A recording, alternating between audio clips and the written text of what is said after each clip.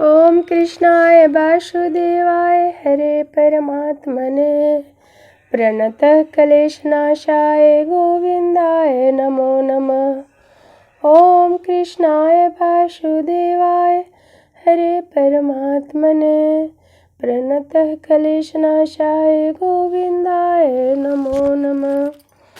तीसरा अध्याय में कृष्ण और अर्जुन का संवाद है।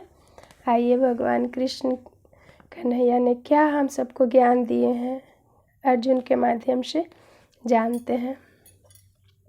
इस पर अर्जुन ने प्रश्न किए कि हे जनार्दन, यदि कर्मों की अपेक्षा ज्ञान आपके श्रेष्ठ मान्य है तो फिर हे केशव, मुझे भयंकर कर्म में क्यों लगाते हैं। तो आप मिले हुए से वचन से मेरी बुद्धि को मोहित सी करते हैं, इसलिए उस एक बात को निश्चय करके कहिए कि जिससे मैं कल्याण को प्राप्त हूँ। इस प्रकार अर्जुन के पूछने पर भगवान श्री कृष्ण महाराज बोले, हे निष्पाप अर्जुन, इस श्लोक में दो प्रकार की निष्ठा मेरे द्वारा पहले कही गई है, ज्ञानियों की ज्ञान योग से और योगियों की निष्काम योग से।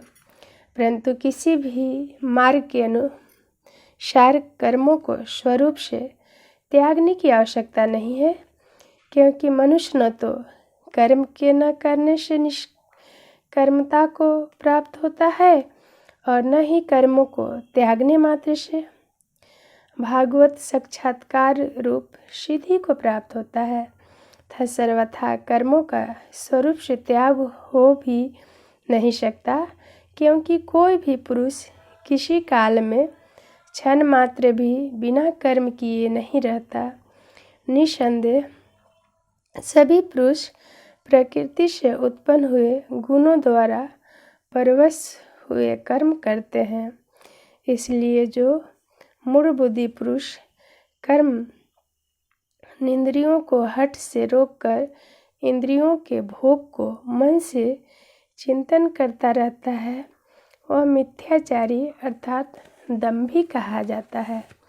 और हे अर्जुन, जो पुरुष मन से इंद्रियों को वश में करके अनासक्त हुआ कर्मेंद्रियों से कर्मयोग का आचरण करता है, वह श्रेष्ठ है।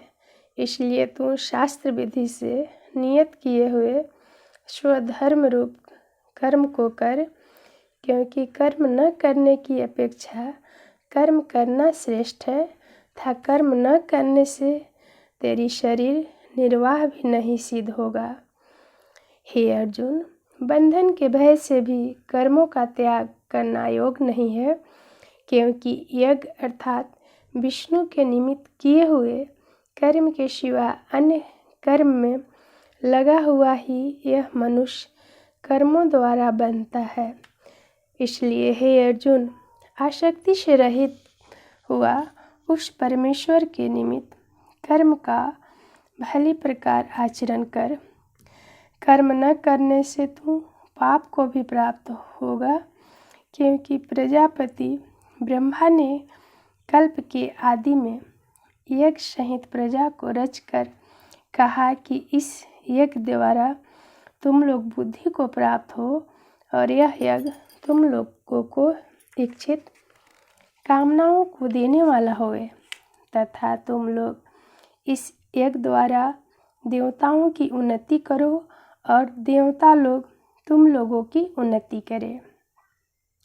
इस प्रकार आपस में कर्तव्य समझकर उन्नति करते हुए परम कल्याण को प्राप्त होगे तथा यज्ञ द्वारा बढ़ाए हुए देवता लोग तुम्हारे लिए बिना मांगे ही प्रिय भोगों को देंगे। उनके द्वारा दिए हुए भोगों को जो पुरुष उनके लिए बिना दिए ही भोगता है, वह निश्चय ही चोर है। कारण कि यज्ञ से शेष बचे हुए अन्न को खाने वाले श्रेष्ठ पुरुष सब पापों से छूटते हैं, और जो पापी लोग अपने शरीर से पोषण के लिए ही पकाते हैं, वे तो पाप को ही खाते हैं। क्योंकि संपूर्ण प्राणी अन्न से उत्पन्न होते हैं और अन्न की उत्पत्ति वृष्टि से यानी वर्षा से होती है तथा ये यज्ञ से होती है, वर्षा बारिश यज्ञ से होती है और यह यज्ञ कर्मों से उत्पन्न होने वाला है था। उस कर्म को तुम वेद से उत्पन्न हुआ जान, और वेद अविनाशी परमात्मा से उत्पन्न हुआ है। इससे सर्वव्यापी परम अक्षर परमात्मा सदा ही यज्ञ में प्रतिष्ठित है। हे पार्थ, हे अर्जुन, जो पुरुष इस लोक में इस प्रकार चलाए हुए सृष्टि चक्र के अनुसार नहीं बरतता है, अर्थात शास्त्रानुसार कर्म को नहीं करता, वह इंद्रियों के सुख को भोगने वाला पापायु पुरुष व्यर्थ ही जीता है। परंतु जो मनुष्य आत्मा ही में प्रीति वाला और आत्मा ही में तृप्त तथा आत्मा में ही संतुष्ट हुए, उसके लिए कोई कर्तव्य नहीं है, क्योंकि इस संसार में उस पुरुष का किए जाने से भी कोई प्रयोजन नहीं है और न किए जाने से भी कोई प्रयोजन नहीं है, तथा इस संपूर्ण भूत में कुछ भी स्वार्थ का संबंध नहीं है, तो भी उसके द्वारा केवल लोक हितार्थ कर्म किए जाते हैं। इससे तू अनासक्त हुआ निरंतर कर्तव्य कर्म का अच्छी प्रकार आचरण कर, क्योंकि अनासक्त पुरुष कर्म करता हुआ परमात्मा को प्राप्त होता है। इस प्रकार जनक आदि ज्ञानी जन भी आसक्ति रहित कर्म द्वारा ही परम सिद्धि को प्राप्त हुए हैं।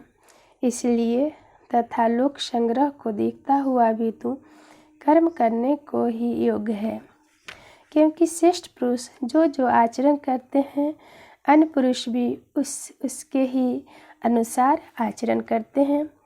वह पुरुष जो कुछ प्रमाण कर देता है, लोग भी उसी के अनुसार आचरण करते हैं, उसी के अनुसार आगे बढ़ते हैं। इसलिए हे अर्जुन, यद्यपि मुझे तीनों लोकों में कुछ भी कर्तव्य नहीं है तथा किंचित भी प्राप्त होने योग्य वस्तु अप्राप्त नहीं है, तो भी मैं कर्म में ही बरतता हूँ, कर्म करता हूँ, क्योंकि यदि मैं सावधान हुआ कदाचित कर्म में न करूँ, तो हे अर्जुन, सब प्रकार से मनुष्य मेरे बर्ताव के अनुसार कर्म करेंगे, अर्थात मेरी अनुसार ही वे भी अपना कर्तव्य करेंगे, अर्थात बरतने लग जाएंगे। तथा यदि मैं कर्म न करूं, तो वे सब लोग भ्रष्ट हो जाएं और मैं वर्ण संकर का करने वाला हूँ तथा इस सारी प्रजा का हनन करूं,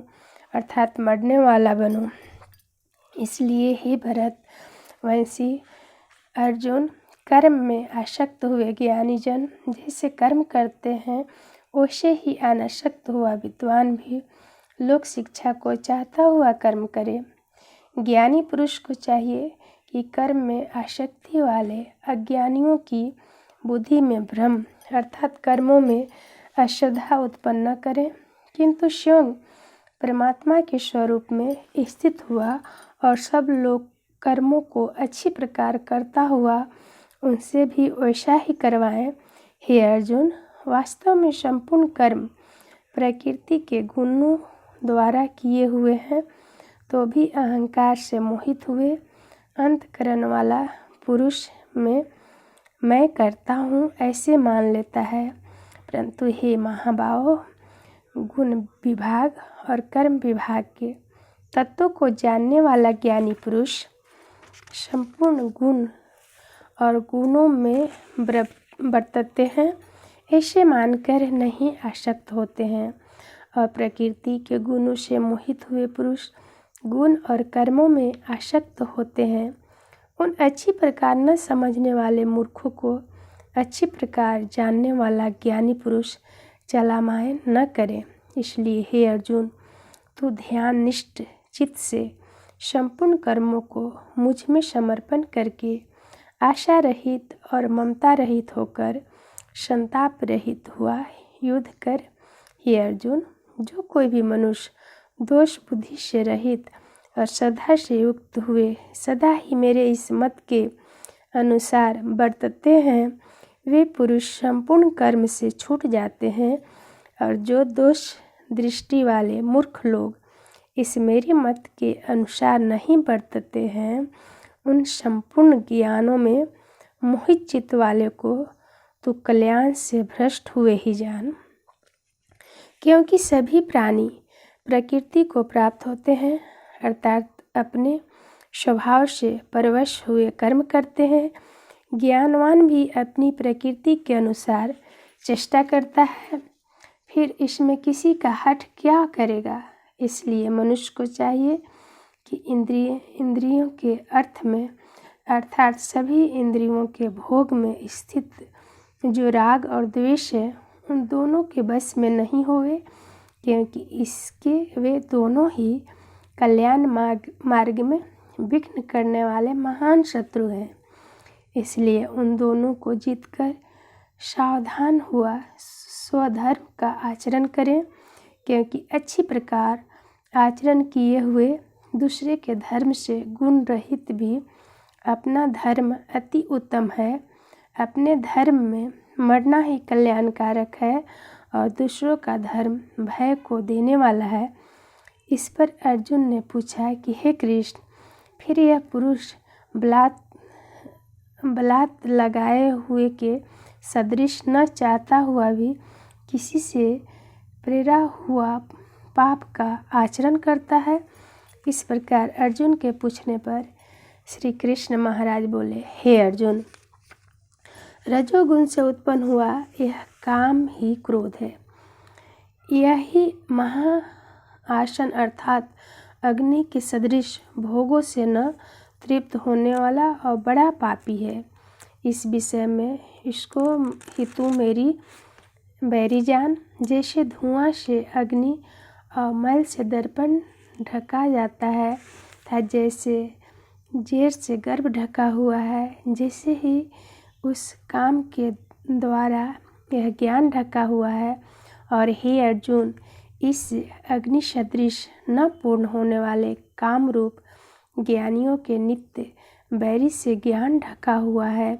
इंद्रियां, मन, बुद्धि इस काम के वास स्थान कहे जाते हैं, और यह काम इन मन, बुद्धि और इंद्रियों द्वारा ही ज्ञान को आच्छादित करके इस जीवात्मा को मोहित करता है। इसलिए हे अर्जुन, तू पहले इंद्रियों को वश में करके ज्ञान और विज्ञान के नाश करने वाले इस काम पापी को निश्चय पूर्वक मार। और यदि तू समझे कि इंद्रियों को रोक कर काम रूप बैरी को मारने की मेरी शक्ति नहीं है, तो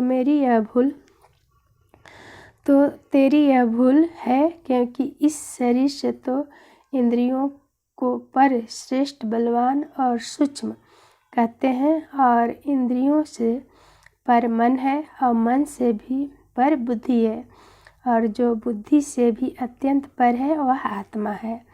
इस प्रकार बुद्धि से पर अर्थात सूक्ष्म तथा सब प्रकार बलवान और श्रेष्ठ अपने आत्मा को जानकर और बुद्धि के द्वारा मन को वश में करके हे महाभाव, अपनी शक्ति को समझकर इस दुर्ज काम रूप शत्रु को मार।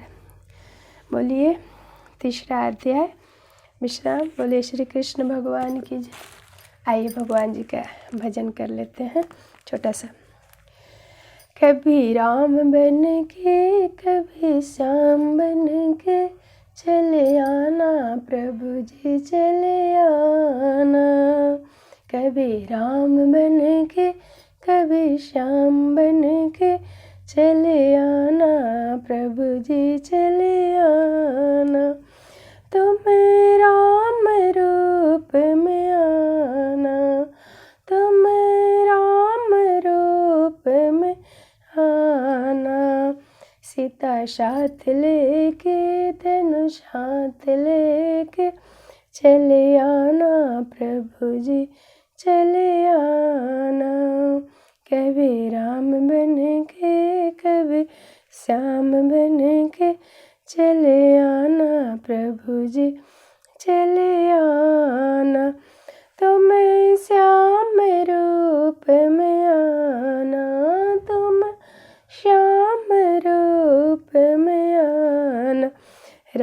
साथ लेके मुरली हाथ लेके चले आना प्रभु जी चले आना।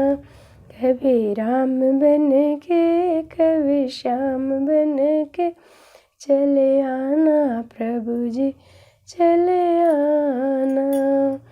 तुम शिव रूप में आना तुम शिव रूप में आना। गौरा साथ लेके डमरू हाथ लेके चले आना प्रभु जी चले आना।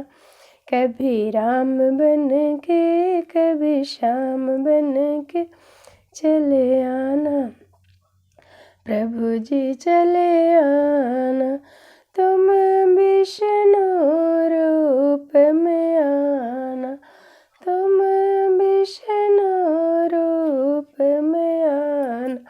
लक्ष्मी साथ लेके चक्र हाथ लेके चले आना प्रभु जी चले आना। कभी राम बन के कभी श्याम बन के चले आना प्रभु जी चले आना। कभी गणपति रूप में आना कभी गजानंद रूप में आना। रिद्धि साथ लेके सिद्धि साथ लेके चले आना प्रभु जी चले आना। कभी राम बन के कभी श्याम बन के चले आना प्रभु जी चले आना। जय श्री कृष्ण, राधे राधे। और आगे की भी कथा इसी प्रकार सुनते रहिएगा। बहुत सारा प्यार देने के लिए बहुत बहुत धन्यवाद।